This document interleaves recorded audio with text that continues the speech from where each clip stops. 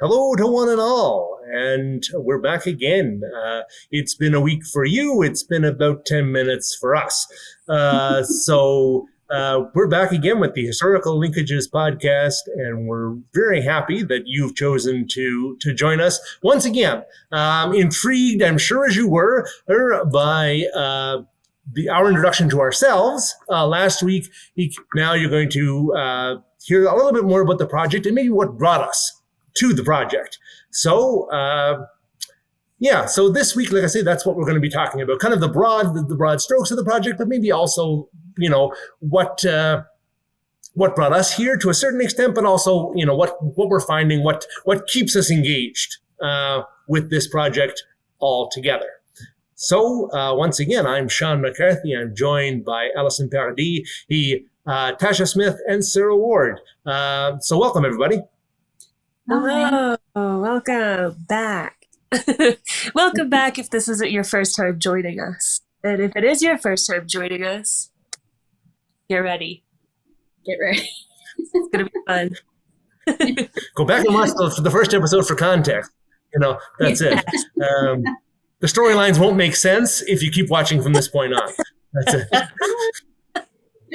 That's it. So speaking very broadly, as I mentioned last week, this project basically envisions looking at how Miramichi's history, as seen through different cultural lenses, the Mi'kmaq lens, the Acadian lens, the Irish, the Scottish lens, and, how that history connects culture to culture, community to community, region to region, and then how those stories kind of move outward and go across the province, across the country, and around the world. So we began this process at the first of this year, the first of 2022. All of us together working to just kind of go out and do some general research. Just try to gather as many stories, maybe ones that are not well known or not well understood, and get at some of that, some of those narratives in the community through personal interviews, through archival research, newspaper research, so on and so forth. And in what has been a very interesting, but certainly a process without its challenges, we've narrowed our stream down and tried to kind of look at, what themes, kind of thematic umbrellas are most efficacious going forward. Look at me with the $5 words. And so really kind of looking now at themes of spirituality and culture and how those and how our cultures, there's all on the Miramichi, they have interacted and connected, and the similarities that existed between them, and how that has reached beyond the community. So did I get that more or less right? Says the leader of our project. Yes, you did a wonderful job. Ha! Score one for the good guys. So maybe I'll hand it over now. Maybe we'll talk about, our project journey so far. What kind of what in terms of interest brought us here, and what is keeping us engaged today? I could jump in and kind of talk about what it's like on my end. I think always, as I was growing up, our family had a sense of pride in being Acadian, and I did too, even if I think I only knew the textbook version of our history, very, surface knowledge, I guess you could say. But it's not to say that I wasn't curious about, what maybe we just don't talk about as often, and what kind of things were going to be surprises for me if I started looking into it. So when I had the opportunity to jump in on this project, I was thrilled and very quickly found out how much there was that was not talked about, or that was just waiting to be uncovered. And on top of it, it was my first time working on a research project other than university classes. And, anybody who has gone to university and then worked out in the real world knows that there's a difference between doing projects that you're assigned versus doing research projects that have a subject that you're passionate about, that you're really curious about. And I think the main difference for me was starting a project at midnight the day before it's due versus staying up until midnight because I'm still trying to finish a few of the pages that I want to read through. So yeah, through that, it kind of opened up a lot of doors for me to find out how the Indians from our region have been able to make these throughout the world, which again is something that I don't think was talked a whole lot about when I was growing up.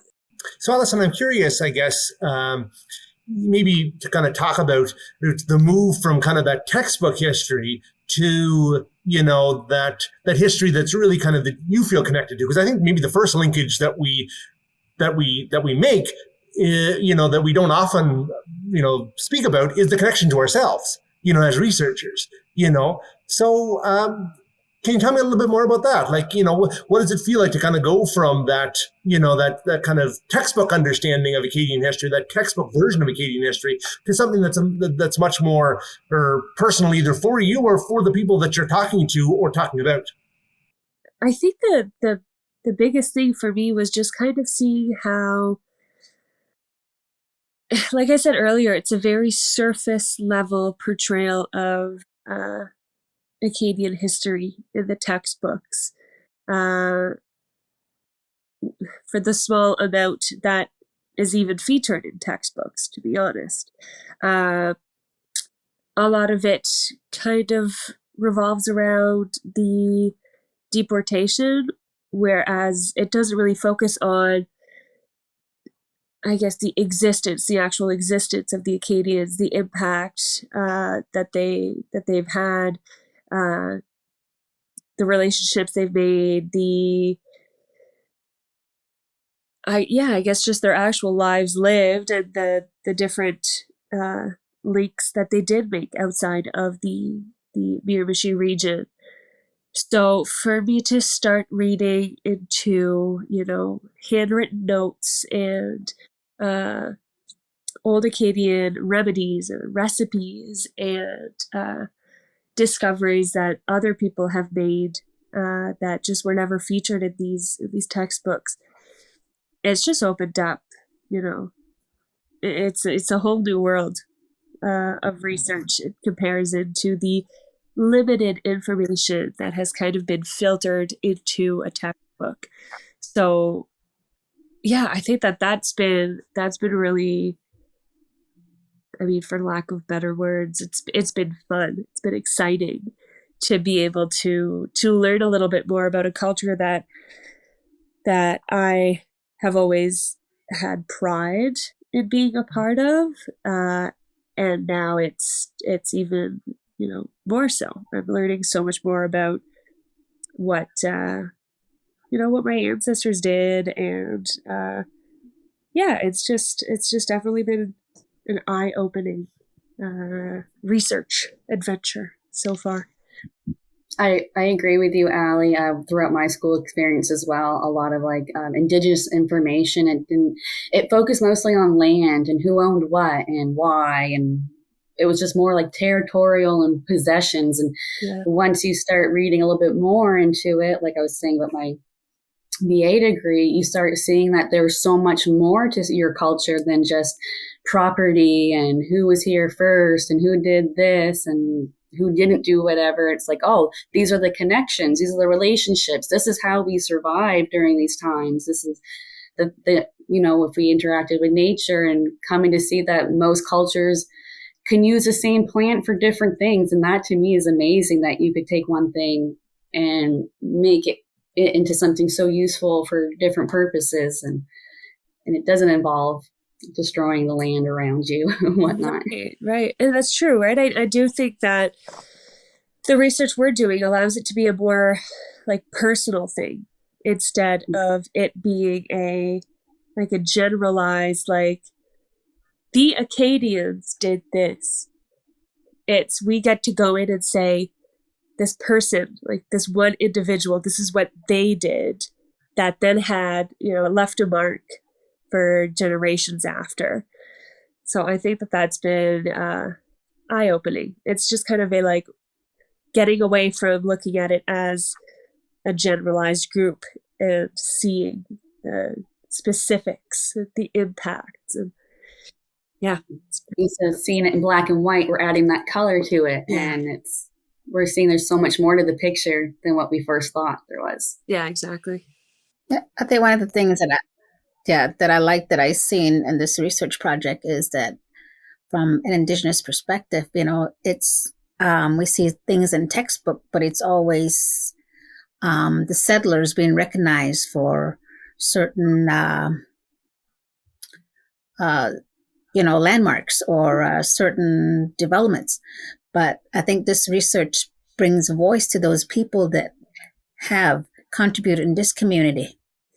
Like, it brings a topic to the Miramichi of discussion of First Nations people, what their role was and how they participate in a certain event or what happened in history, like, things that we never seen in history books, like, not only for us as Aboriginal people, but people around us that are non-Aboriginal that are starting to, even during this research, we had elders in, and I noticed that I can see Sean's eyes like, this really happened, or even Allie, like, being non-Aboriginal people, like, the stories we tell or the elders, things that they spoke of is like, it's a testimony, kind of like, yes, we live this.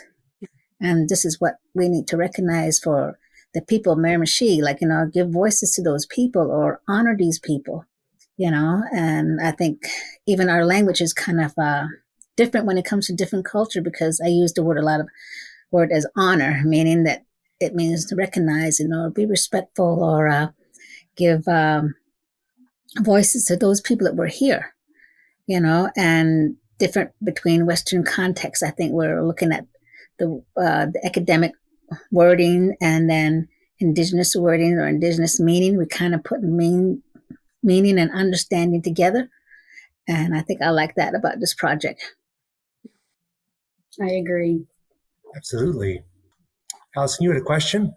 Yeah, I was just going to ask you kind of how you felt about that. Like, did you find, because I think that, for when it comes to the Acadian side and the Indigenous side, our stories are not as represented in the history books and textbooks. So how has it been for you trying to find new information, right? Like, I feel like for us, we could find some handwritten notes that just never made it into publishing, whereas on your side of things, a little bit of a different approach. No, absolutely. Absolutely. I mean, that's it. The Scottish and the Irish are certainly there. I would argue that maybe they're not there in kind of a uniquely Scottish and Irish cultural way. You know what I mean? I think there's definitely that sense of, I think, textbooks and such kind of definitely present this kind of this British culture that, that I think, I'm not going to say that that Scottish and Irish settlers don't fit into, but they may not fit completely into. And, what is it to be, an Irish settler in Miramichi, in the 1840s. Well, I mean, it was interesting to kind of find out that a lot of them, when they're talking about home, they're not talking about the Semi-Wagon Ridge. They're not talking about Renews. They're talking about Ireland. You know what I mean? That's home. You know what I mean? Even generations later, like that's where it is. And so those issues are still very prevalent in their lives, and again, obviously, like I say, the Highland Society, I mean, has, again, to understand that it's been here since the 1840s and was founded by settlers. And again, they really kind of wanted to kind of preserve that culture, in a way. And again, how that has happened over the last, 170 some odd years. so I think it's really kind of getting at kind of the cultural aspects of it rather than necessarily kind of the key figures. Because as you say, the key figures are out there, the William Davidsons, the Leonard O'Briens and whatever. But I find that sometimes it's not so much like, it's not so much that they were like anything they did was particularly Irish or Scottish or whatever. It was, like, okay, well, this person, the Irish history is Leonard O'Brien and George Burchell and whatever because they were of Irish ancestry. Well, maybe it is, but I think also, you know what I mean? What's as I say, what's the cultural history of the region? Again, nobody talks about, the fact that anybody spoke Gaelic here for many years. And, it might be mentioned here and there, but, that's a language that we've lost here in this community. And why? I mean, I think we can come up with some compelling ideas as to how, as to why that might have been. But, what remains? I think there's still expressions that, that the community uses today that date back to, Gaelic roots, so those types of things. So I think it's really kind of getting at the culture. That's very much a around your arse to get to your elbow explanation, but yeah, I think it's really, that's it's at the culture and away from kind of the, big people, big events, because I think there's a lot of small events too that are really meaningful when you look at them, but they're not necessarily, that kind of those kind of big figure or maybe kind of like broad strokes events. I think when you look deeper at, say, shipbuilding, like, okay, yes, there were 24 sites along the river, but this individual ship did this thing and then nobody knows about that. You know what I mean? That's really interesting. And, these were the crew members or these whatever. So I think it's more getting away from that sort of kind of poster board history and down into kind of the kind of the personal, the way that you're doing. I think another thing that we've often said in private, and maybe we're not supposed to say in public, but you know what I mean? I think there's been this has been a very much a feel your way along kind of process, Yeah. I think that's something that a lot of the people that I've talked to, what I mean, when they say, well, what's your project about? Well, this is what it's about generally, but what specifically are you looking for? Nothing specifically. I'm looking for everything in general. You know what I mean? Yeah. Anything that you want to tell me, I want to hear. Well, that's certainly been difficult for me, kind of sitting down with people and not really having that, like, I want to know information about this one topic. But I think in a lot of ways, it's allowed me to kind of find a lot of things that I wouldn't have found out otherwise, is if I'd just asked them, okay, tell me the story of your great-great-grandmother, and but I got a story about an uncle and an aunt and whatever, and they did some really interesting things that I would have never heard if I'd just asked that one story. Is that something that you're finding as well? 100% on my end. I mean, you saying that reminds me of one of the interviews that I had, where it was maybe a half-hour interview, nothing too crazy, but at the beginning he was saying, I can't think of anybody from the area who would have anything really like a link to anywhere or anything super interesting. So we just kind of chatted for a little bit and kind of moved on from that topic. And towards the end of the call, he goes, and then sometimes I just think about that guy from Rogersville who ended up at the Vatican in Rome. And I'm like, that is what I was looking for when we were talking. Like we go into it not necessarily knowing what we're looking for, and we wouldn't have, got to that piece of information had we not just been talking and chit-chatting. And where 20 minutes ago you said, no, I can't think of anything relevant for your research. And then all of a sudden we get this big piece that I get to, I've been doing a bunch of deep dives just on that one person since then. So I think there's a really cool approach with being able to go in and say, we're not looking for one specific thing.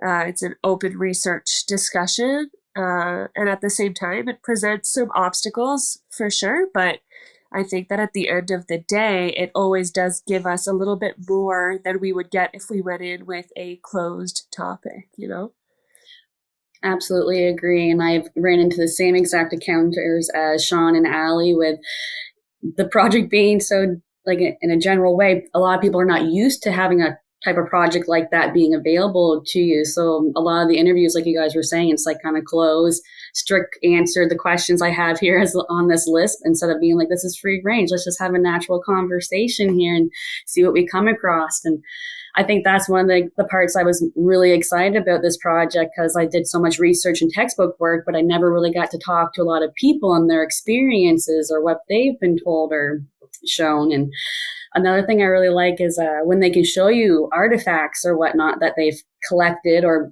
made themselves or were taught. Like one example was with one of the interviews, this gentleman, so informative, so kind, showed me a crooked knife he made, which is a type of tool that Mi'kmaq communities used before.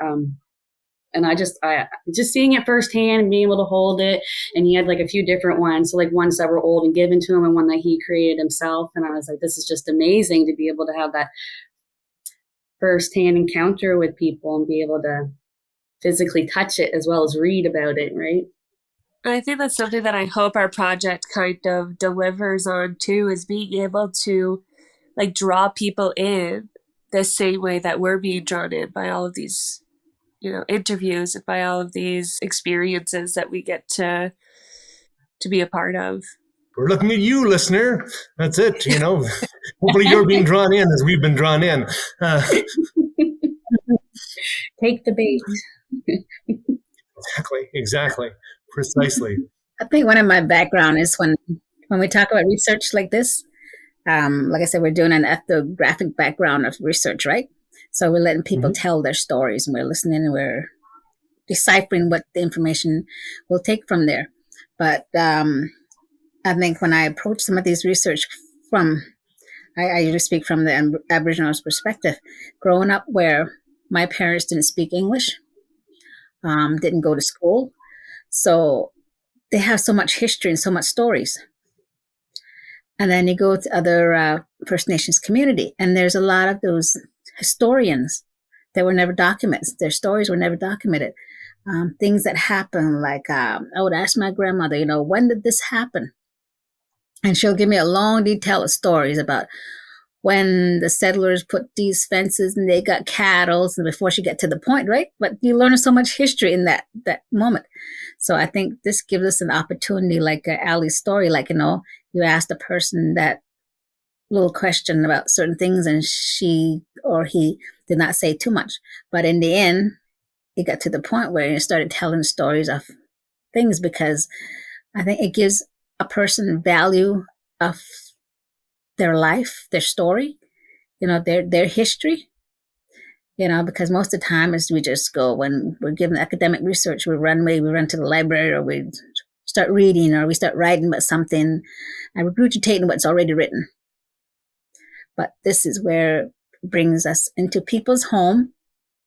We share the life of people. We share their tea, whatever, we sit there, and which I find makes it more Miramichi. Because for me, when I came here, it was welcoming. I always tell one of my friends, I said, I never had been called dear so many times until I came to the Miramichi. Because every time I met somebody, it says, how you doing, dear? Okay, thank you, dear. And it kind of made me feel uncomfortable for a while. But I come to realize and accept it, that it's a part of the culture.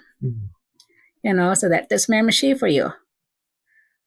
So, I haven't got to the point calling everybody dear yet, but I'm still being called dear, and some people are younger than me, But that's what it is. And I think that's what we're learning about the community, bringing community together. Yeah. Almost in a sense that they are trying to show you that respect, that they're respecting you as another human being, or that they're welcoming you in their life. I wonder if that's what they kind of mean by that when they call you dear. It's coming from Oklahoma. I went to a grocery store or something. People will say, howdy, how you doing? With that act, the Oklahoma accent, you kind of get adjusted that from New Mexico to Oklahoma. Then you come here, and then it's like, how's you going? So it's part of Miramichi, and I think that's what makes Miramichi. And I might come from a different culture, but I think I'm assimilated into the community. And I kind of like I was telling Sean, I think one of our meetings there, I said, I know two icons in the Miramichi is two gentlemen that got on the bus in the city bus there. And they're always talking. I'm always so amazed at their Miramichi accent and the way they talk. And sometimes I have to really listen because it's almost like they're speaking a different language. But it's so beautiful in its own way, like, because that's history. That's one of the things I like about this project. We're listening to understand people and their life experiences. We're not just listening to write it down on a piece of paper for others to read about. That connection. And I think that's what this podcast is. It's not only we're talking about what's written down, we're talking about, some things that we can't put down on paper, but we're telling the stories in this podcast, which I think makes it beautiful that we're telling some of the stories that people told us. We're recognizing their story. Yes. Oh, absolutely. And I mean, if you have stories that you'd like to share with us, if you'd like to hear more about a certain topic, or whatever the case may be, again, we encourage you to reach out to us. We're always very anxious to hear feedback. Again, if you're watching this on YouTube, pop something down in the comments below. We'll get back to you. If you're more inclined to do email, linkproject@beaubearsisland.ca. And yeah, like I say, anything that you want to know we want to do the episodes that you want to listen to and watch in as much as we can as well. So, So as we kind of draw to a close here on this episode, talking about the project itself, final thoughts, anybody? I mean, I think we all know what's missing to this podcast, and that is what is going to quickly become a fan favorite segment, which is Sean improvises an outro for our episode. Ah, yes. Yeah, that kernel. Yeah, lovely. Yeah, that's it. Every time we say goodbye, I die a little. Every time we say goodbye, I wonder why a little. Every time we say goodbye. Goodbye, everyone.